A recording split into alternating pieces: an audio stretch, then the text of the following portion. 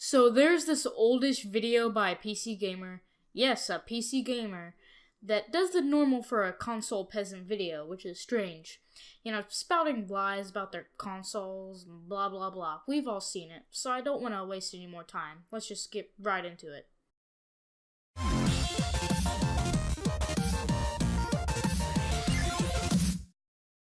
Now, if you've watched my videos, you know that I am a PC gamer, but after trying out the Xbox One...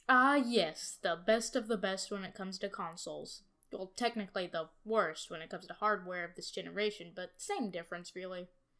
And seeing what the new generation of consoles is all about, I can definitely tell that the consoles themselves have a specific spot in the market that the PCs really can't compete with. Can't compete with? Did I just hear that right? As far as I know, PCs can do like 90% of what consoles can do.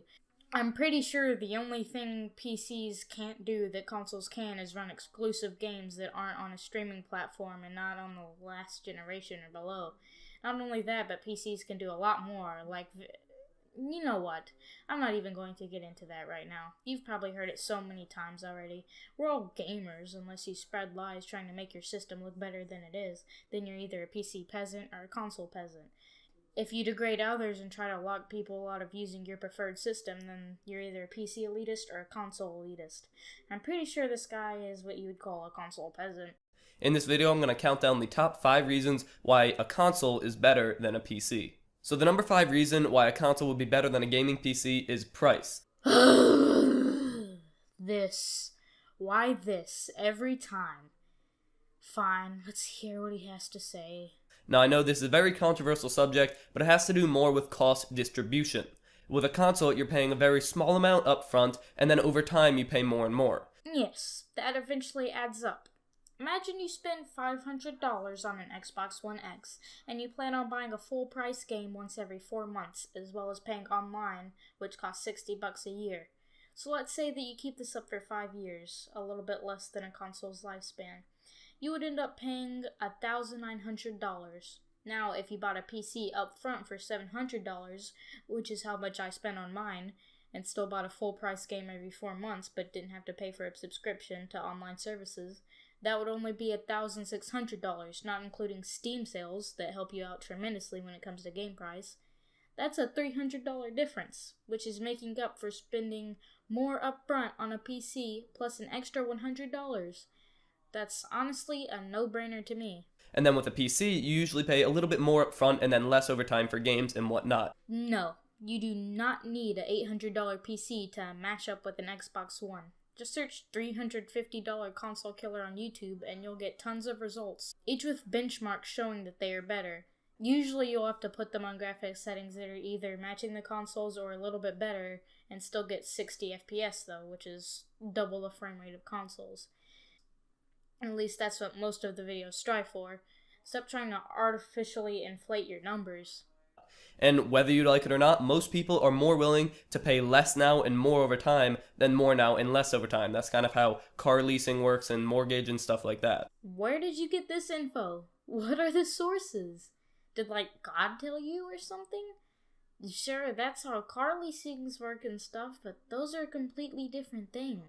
Now, it's also worth it to note that pre-built computers, what many PC gamers are using, are actually a worse deal than consoles, so that will drive people to use a console instead of a pre-built. This is sometimes true.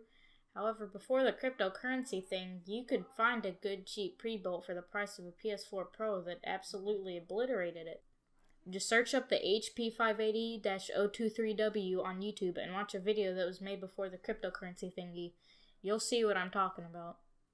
And if you do build it yourself, it's a lot more work than just buying a console, plugging it in, and playing. Yeah, I guess. I mean, you build it, then plug it in and play it. You just add an extra step that's not that hard. I mean, just look up a YouTube tutorial and it takes you like 20 minutes and then you're done. Number 4 reason why a console is better than a gaming PC is because it is casual friendly or user friendly. Either term really works there. Oh my god, I'm about to lose it. What is it about the console that makes it more casual than the PC? What? A PC can be as simple as a console, if not simpler. Just use Steam Big Picture mode and boom, you got a living room TV couch setup that works just as good, if not better, than a console. Nothing is less casual on a PC unless you want to do more advanced things. The most advanced thing I can think of doing if you just want to play games like on a console is downloading Steam, but maybe opening Chrome and Googling Steam is just too hard for you. And the first point I want to make is that you don't need to make any upgrades with your console. What kind of point is this? Yes, you do. You don't have to upgrade the console, but you do have to buy a completely new one. On the other hand, you can just buy 1 or 2 new parts for PC that cost less than what your PC altogether cost, so you save money. I've never seen a case where you have to upgrade a PC multiple times during one console lifespan. Unless, you just, I don't know. I don't even know. I can't. Heck, I'm pretty sure good PC can last longer than a console. You buy a console once, and then maybe 7 years later you need to upgrade it to a new generation, and in that whole time frame the only things you are buying are games and controllers or stuff like that. And online services, don't forget them. In addition, I've already mentioned it, but consoles are plug and play. You plug it in once, it works, and you are ready to play your games. There's no assembly required, and it's really easy to do. So are pre-built PCs. It's up to you if you want to build a PC. If you don't, you can still buy the parts, but just have it assembled by a friend or store or something like that. Then it's plug and play. And lastly, consoles usually have a better customer service experience. Okay, I can't anymore. What even is this video? Companies like Sony and Microsoft have dedicated customer service teams for their consoles, and in addition, if your console breaks, you can just contact the vendor that you bought it from and either get it replaced or fixed very quickly. Whoa, what's this? I can do the same. Oh, cool. Maybe you were wrong.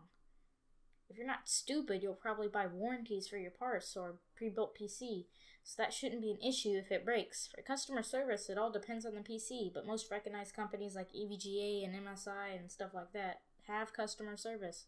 It's pretty uncommon for a company that's really big that sells PC parts or PCs to just not have customer service. That's not how things work. With a PC, you have to diagnose which part broke, then contact that company directly.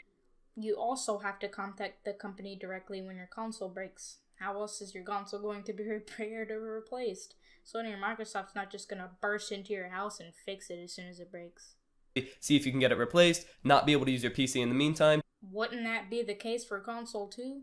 I mean, if your console is being repaired, I don't think you can use it during that time. The number 3 reason why consoles are better than gaming PCs is multiplayer. Starting with offline, it is so much better on a console than on a PC. No, I'm not doing this. This is just false. It's not true. It's been debunked multiple times already and even proven that PC has more split-screen games than both consoles combined. Now the number 2 reason why a console would be better than a gaming PC is couch gaming. Every console peasant brings this up.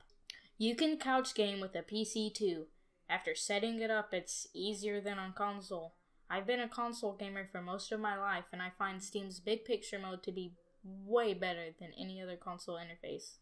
In general, relaxation is a big factor in console gaming. You can just hook it up to your home theater setup that you already have, grab a controller, sit back on the couch, and start playing. It's a more laid-back gaming experience. You can do that on PC. What in the world makes you think you can't? Just set your PC to make it boot up into Steam Big Picture mode, and then hook it up to a TV and controller, and boom, you're good to go. Just like a console, baby. Well, better than a console, but you get my point.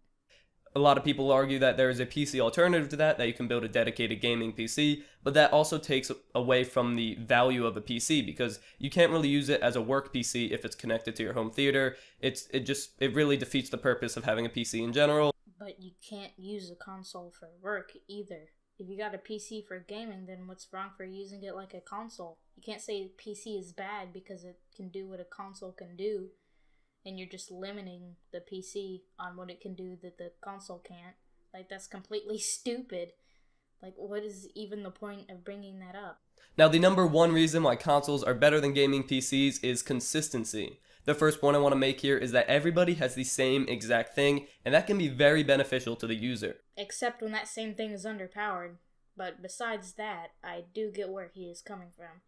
And this point is kind of right. Say you're having a problem, somebody else has probably had that problem, fixed it, and put it on the internet for you to see and do it yourself. The problem thing is completely false. I find what he said to be the perfect description for PC troubleshooting. In addition, nobody has a competitive advantage over anybody else, or not a substantial one anyway, because everybody's using the same console with the same graphics with the same controller. It will vary from TV to TV with like input lag and stuff, but at a very basic level, nobody has a competitive advantage. In addition, consoles are very friendly. If you want to share a game or a controller or something, you can just bring it to their house and it will work. On the PC, games are digital, and unless you're a part of Steam family sharing, you're not going to be able to share games. He's right with this one. This is a PC downside. So, props to him for doing something right in this video.